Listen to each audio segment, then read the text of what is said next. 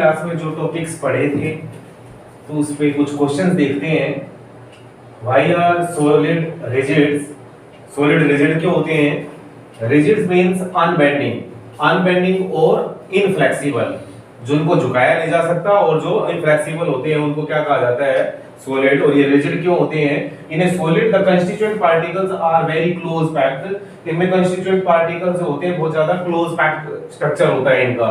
Hence the force of attraction among these particles are very strong. इनमें जो force of attraction है particles के बीच में वो ज्यादा strong होता है, इस वजह से ये solids क्या होते हैं? rigid होते हैं। फिर उसके बाद why are amorphous solid considered as a super cooled liquid? amorphous solids को क्यों consider किया जाता है as a super cooled liquids?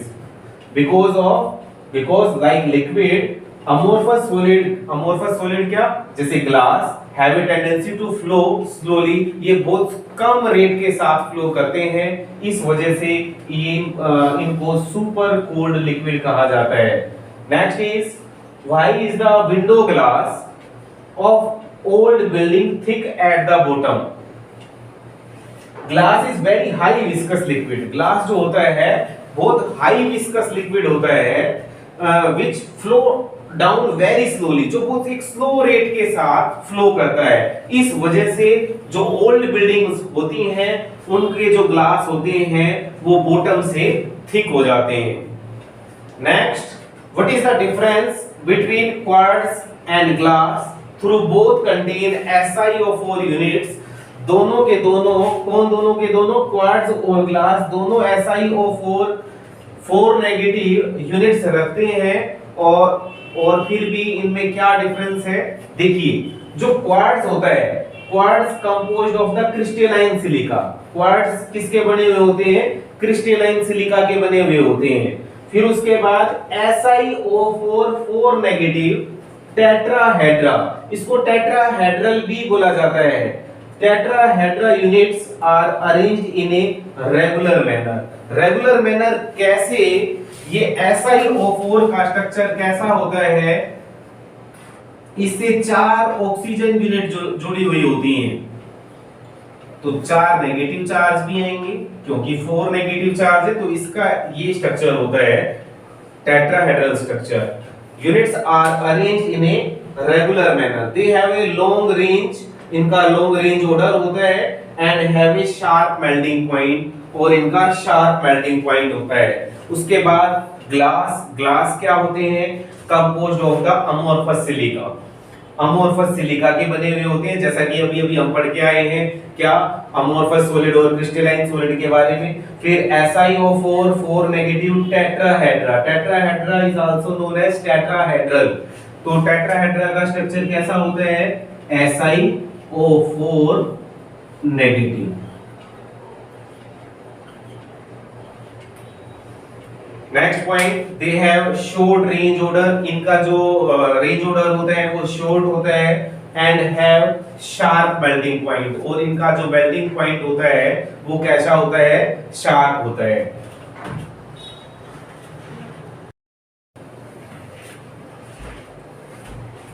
Crystalline solids are anisotrophic in nature. Why does this statement means? Anisotropic का मतलब क्या होता है? Anisotropic का मतलब होता है crystalline solids are anisotrophic in nature. जो क्रिस्टलाइन सॉलिड होते हैं वो कैसे होते हैं? anisotrophic in nature होते हैं। This implies that physical properties such as physical property कौन सी? Electrical conductivity, refractive index and thermal expansion are different in different direction. अलग-अलग होते हैं अलग-अलग डायरेक्शन में।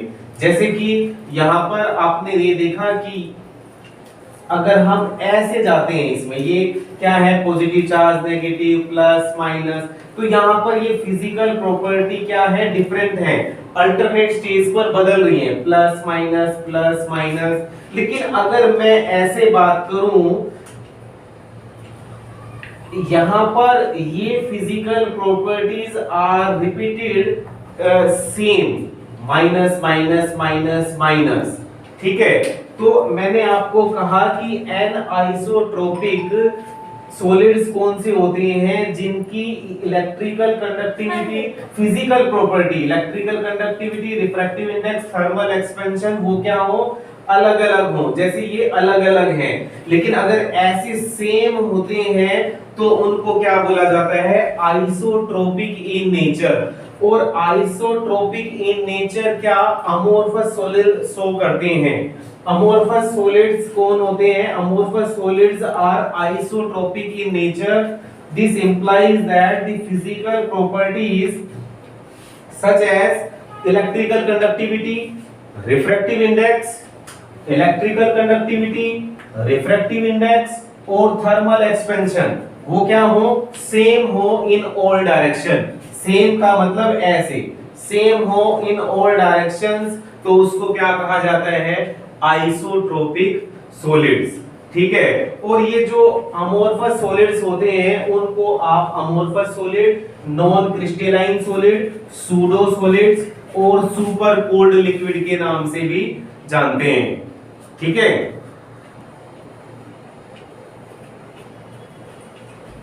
What is the photovoltaic cell? Photovoltaic cell क्या होती है?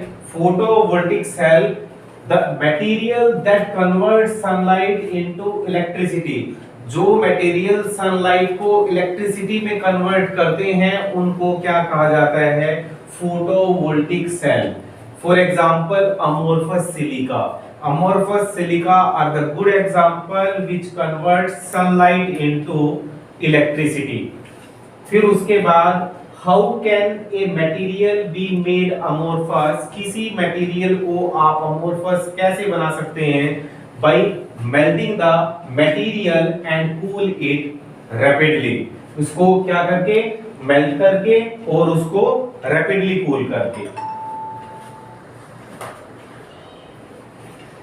Classification of the crystalline solid. Crystalline solids की टाइप्स कौन कौन से सॉलिड होते हैं? आयनिक सॉलिड्स, मॉलिक्यूलर सॉलिड्स, कोवेलेंट और नेटवर्क सॉलिड्स और मेटेलिक सॉलिड्स। इनको बारी बारी करके डिस्कस करते हैं। तो सबसे पहले आयनिक सॉलिड्स। आयनिक सॉलिड्स में इनकी फिजिकल प्रॉपर्टी स्टडी करते हैं। First, constituent particles. Constituent particles इनके कैसे होते हैं? आयंस।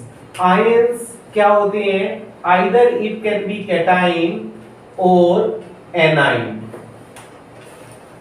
जब कोई एलिमेंट एक या एक से ज्यादा इलेक्ट्रॉन लूज या गेन करता है तो अगर उस पर पॉजिटिव चार्ज आता है तो उसको कैटाइन बोला जाता है, और जब कोई एलिमेंट इलेक्ट्रॉन गेन करता है और उस पर नेगेटिव चार्ज आता है तो उसको क्या बोला जाता है? Anion. Second is bonding. Ionic solids के अंदर बॉन्डिंग कैसी होती है? Due to complete transference of electrons. इसमें जो बॉन्ड बनता है वो इलेक्ट्रॉनों की कंप्लीटली ट्रांसफर से इलेक्ट्रॉन बॉन्ड बनता है। तो ऐसे सॉलिड्स को क्या कहा जाता है? आयनिक सॉलिड्स। Third, physical nature. इनकी फिजिकल नेचर कैसी होती है? ये हार्ड होते हैं, ब्रिटल होते हैं, चमकदार होते हैं। नेक्स्ट, मेल्टिंग पॉइंट और बॉइलिंग पॉइंट आयनिक सॉलिड्स का कैसा होता है? हाई होता है। सोल्युबिलिटी, इनकी सोल्युबिलिटी कैसी है? आयनिक सॉलिड्स की सोल्यूबल इन वाटर। ये वाटर में सोल्यूबल होते हैं but insoluble in the organic solvents, और ऑर्गेनिक सॉल्वेंट्स के अंदर इनसोल्यूबल होते हैं। ये ऑर्गेनिक सॉल्वेंट कैसे होते हैं? जैसे CCl4। CCl4 means carbon tetrachloride, C6H6 benzene, कोई भी organic compound. Next, electrical conductivity. Molten state कैसी होती है? Melted state. And aqua state, और एक्वा स्टेट में दे कंडक्ट इलेक्ट्रिसिटी। ये क्यों मेल्टेड स्टेट में और एक्वा स्टेट में इलेक्ट्रिसिटी के कंडक्टर होते हैं? क्योंकि इनके पास क्या होते हैं? Free ions, means free valence electrons. और वो इलेक्ट्रॉन मूव करते हैं तो जिस वजह से क्या कंडक्टिविटी प्रोड्यूस होती है। उसके बाद कोई भी आयनिक कंपाउंड बनता कैसे है, अगर आप मेटल और नॉन मेटल को ऐड करते हैं, मेटल और नॉन मेटल, तो आयनिक कंपाउंड की फॉर्मेशन होती है। अब जैसे जनरली ये ग्रुप फर्स्ट के एलिमेंट और ग्रुप सेकंड के एलिमेंट नॉन मेटल से जब कंबाइन होते हैं तो क्या बनाते हैं, आयनिक कंपाउंड। एक एग्जांपल की हेल्प से समझते हैं कि Na+Cl, Na+Cl और क्या बन गया, NaCl, तो ये क्या बन गया, आयनिक कंपाउंड। ठीक है, जब ये एक इलेक्ट्रॉन सोडियम अपना एक इलेक्ट्रॉन लूज करता है तो इस पर कैसा चार्ज आ जाता है, Na पॉजिटिव। और जब एक क्लोरीन अपना एक इलेक्ट्रॉन गेन करता है तो ये इस पर नेगेटिव चार्ज आ जाता है। तो इनमें कौन सा फोर्स ऑफ अट्रैक्शन होता है, इलेक्ट्रोस्टैटिक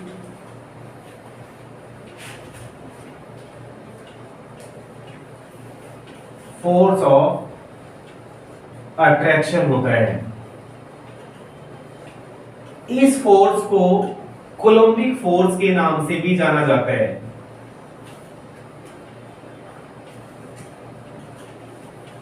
इस फोर्स को कोलम्बिक फोर्स के नाम से भी जाना जाता है। एक बार फिर देखिए, सोडियम प्लस क्लोरीन क्या बन गया, NaCl। फिर अगर ये एक इलेक्ट्रॉन लूज करता है तो इसके ऊपर Na पॉजिटिव चार्ज आता है। क्लोरीन है, एक इलेक्ट्रॉन गेन किया तो क्लोरीन नेगेटिव हो गया। तो अब इन पॉजिटिव और नेगेटिव आयंस के बीच में कैसा फोर्स ऑफ अट्रैक्शन होता है, इलेक्ट्रोस्टैटिक फोर्स ऑफ अट्रैक्शन बोलते हैं। और इस इलेक्ट्रोस्टैटिक फोर्स ऑफ अट्रैक्शन को क्या बोला जाता है, कोलम्बिक फोर्स ऑफ अट्रैक्शन बोला जाता है। ठीक है, करिए नोट।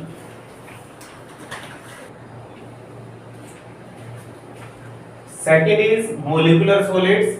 मोलिकुलर सॉलिड्स क्या होते हैं, मोलिकुलर सॉलिड, इसकी फिजिकल प्रॉपर्टी के बारे में देखते हैं। कंस्टिट्यूएंट पार्टिकल्स, कंस्टिट्यूएंट पार्टिकल्स ये क्या होते हैं, मॉलिक्यूल्स होते हैं। क्या होते हैं, मॉलिक्यूल्स होते हैं। फिर सेकंड वन इज बॉन्डिंग। इनके अंदर बॉन्डिंग कैसी होती है, बारी बारी करके एक बारी देखते हैं। बॉन्डिंग में पोलर मॉलिक्यूलर सॉलिड आते हैं, नॉन पोलर मॉलिक्यूल सॉलिड्स होते हैं, और हाइड्रोजन बॉन्डेड मॉलिक्यूलर सॉलिड्स होते हैं, और हाइड्रोजन बॉन्डेड मॉलिक्यूलर ऑर्बिटल्स होते हैं।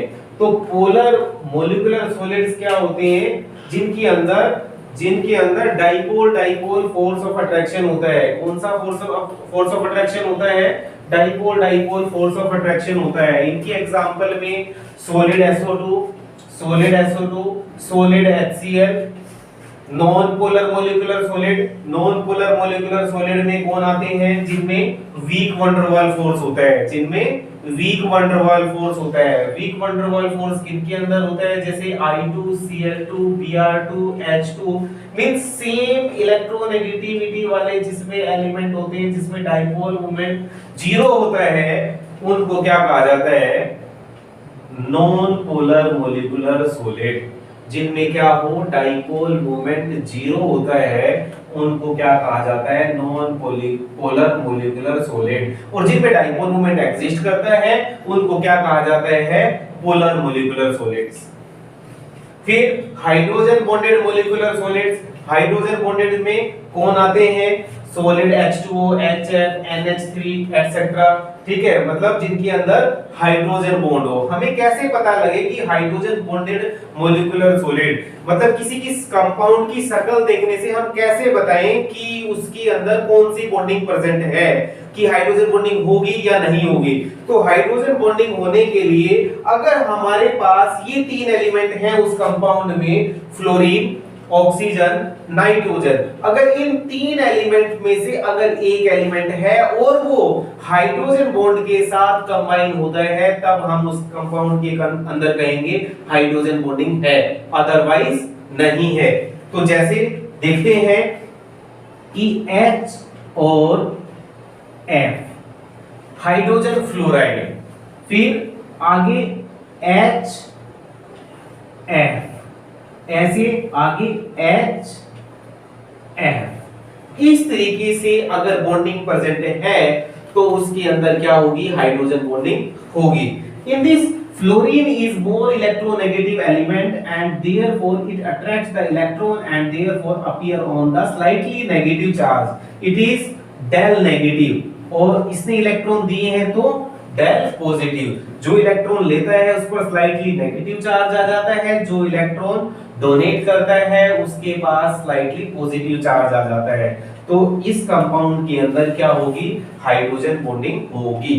फिर जैसे मैंने आपको दूसरा एग्जांपल बताया H2O, H2O के अंदर हाइड्रोजन बॉन्डिंग होगी। देखो फोन है, फ्लोरीन ऑक्सीजन नाइट्रोजन, आप इसको फोन करके याद कर सकते हैं, फोन।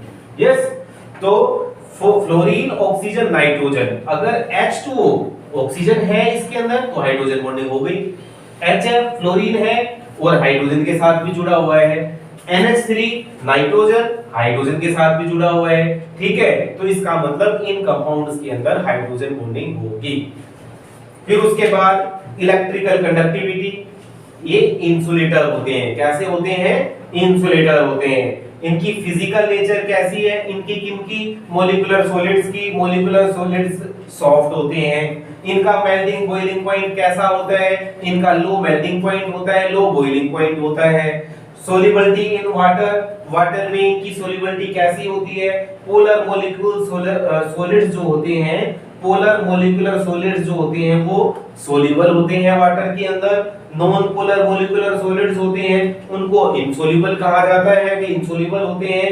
ये पोलर और नॉन पोलर के बारे में मैं अभी आपको बता ही चुका हूं। ठीक है, फिर उसके बाद hydrogen bonded solid, hydrogen bonded solids मतलब जैसे मैंने अभी आपको बताया H2O, HF, NH3, ये सब क्या होते हैं, वाटर के अंदर सोल्यूबल होते हैं। करिए नोट।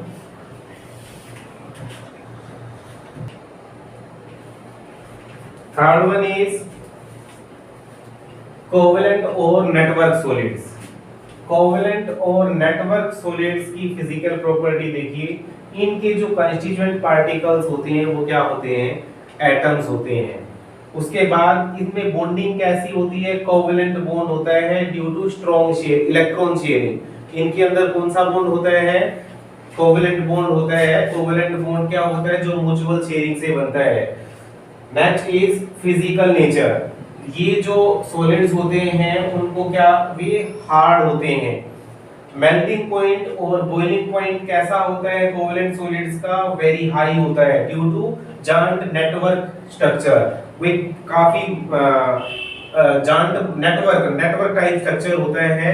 इस वजह से इनका मेल्टिंग पॉइंट और बॉइलिंग पॉइंट जो होता है वो काफी हाई होता है। इलेक्ट्रिकल कंडक्टिविटी, ये कैसे होते हैं, ये इंसुलेटर होते हैं।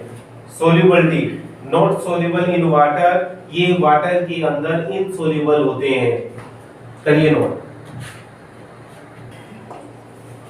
Fourth one is metallic solids. Metallic solids क्या होते हैं, metallic solid constituent particles, cation and electrons, जिनके ऊपर पॉजिटिव चार्ज होता है और या जिनमें इलेक्ट्रॉन्स होते हैं उनको क्या कहा जाता है, उनके कंस्टिट्यूएंट पार्टिकल्स कैसे होते हैं, कैटाइन और इलेक्ट्रॉन्स। उसके बाद बॉन्डिंग इनमें कैसी होती है, मेटेलिक बॉन्ड होते हैं। कैसे बॉन्ड होते हैं इनके अंदर, किनके अंदर, मेटेलिक सॉलिड्स के अंदर मेटेलिक बॉन्ड होते हैं। उसके बाद फिजिकल नेचर हार्ड होते हैं, मेलेबल होते हैं और डक्टाइल होते हैं। मेल्टिंग एंड बॉइलिंग पॉइंट कैसा होता है, हाई होता है। Electrical conductivity, conductor of electricity due to free electrons. ये जो इलेक्ट्रिसिटी के कंडक्टर होते हैं क्यों होते हैं, due to free electrons. For example metal and alloy, metal कौन सी, जैसे आयरन, कॉपर, सिल्वर, मैग्नीशियम,